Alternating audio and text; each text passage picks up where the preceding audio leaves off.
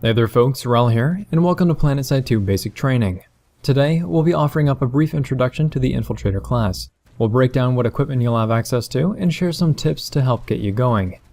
Infiltrators are identifiable by their slim profile, that is, when they're not invisible.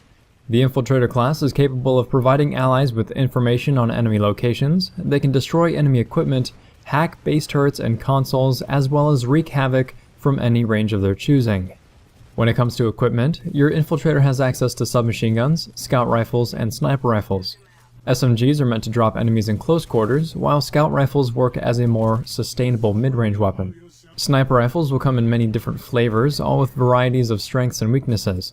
Each faction has access to both semi-auto sniper rifles and bolt-action sniper rifles. In addition, you can unlock sniper rifles with access to lower range optics, allowing you to bring that same sort of precision into close to mid-range engagements. By default, both the Terran Republic and the Vanu Sovereignty start with access to a quick-firing semi-auto sniper rifle, whereas the new Conglomerate will start with a harder-hitting bolt-action sniper rifle. But all Infiltrators will come standard with two types of recon devices. The Recon Dart will stick to the first location that you fire it at, where it'll scan the nearby area in pulses, plotting enemies on your minimap for you and your allies. The Motion Spotter may only be placed at your feet, but it sends out more detailed information to nearby allies, able to show off the enemy's facing direction and updating their locations in real time, instead of in pulses.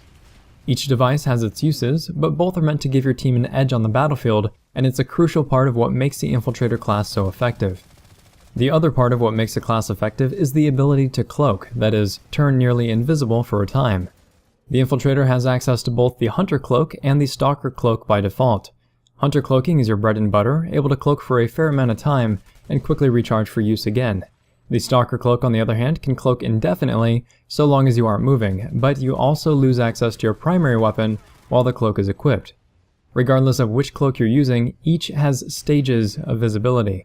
Enemies will more easily be able to see a cloaked Infiltrator who is sprinting, less so an Infiltrator who is standing, but they will have an extremely difficult time seeing an Infiltrator who is crouched and sitting still. However, most weapons have access to a dark light flashlight as an attachment option. These dark lights will be able to reveal cloaked Infiltrators and make you an easy target.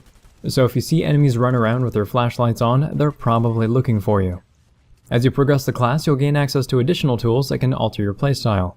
Nano Armor Cloaking is an alternative to Hunter or Stalker that will only cloak you for a short amount of time, but it will also mitigate damage taken while it's active, allowing you to run away from a fight with less health lost.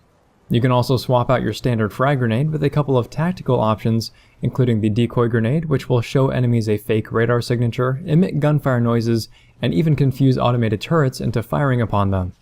You can also unlock EMP Grenades, which will fry enemy electronics, destroy infantry ability energy, destroy ammo packs, destroy beacons, and you can even strip enemies of their standard shield bar.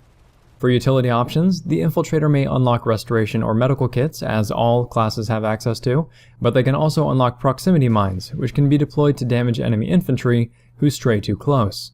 Lastly, the Infiltrator can hack enemy consoles and turrets. This is a trait that all Infiltrators get by default and can be devastating when using an enemy's own turrets against them.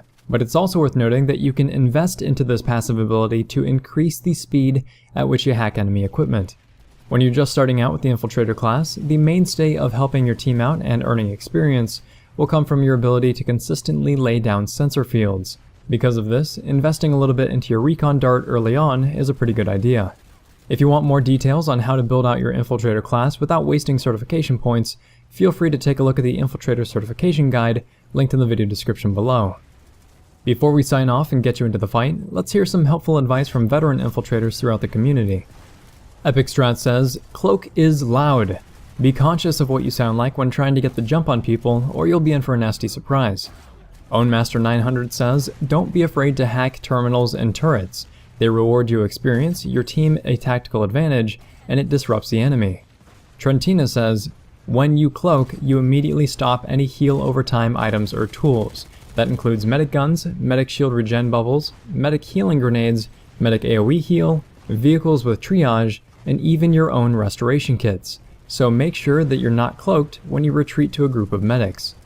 Hopefully, these quick tips will help you become a little bit more acclimated to the game and help you enjoy your time sneaking around as an Infiltrator in Planetside 2. If this video has been interesting, helpful, or entertaining, please feel free to like, subscribe, tell your friends about the channel, and if you have any questions about the Infiltrator class or any advice that you can offer up to newer players, go ahead and leave those thoughts in the comment section down below so everybody can benefit. Thanks very much, folks. We're all signing off.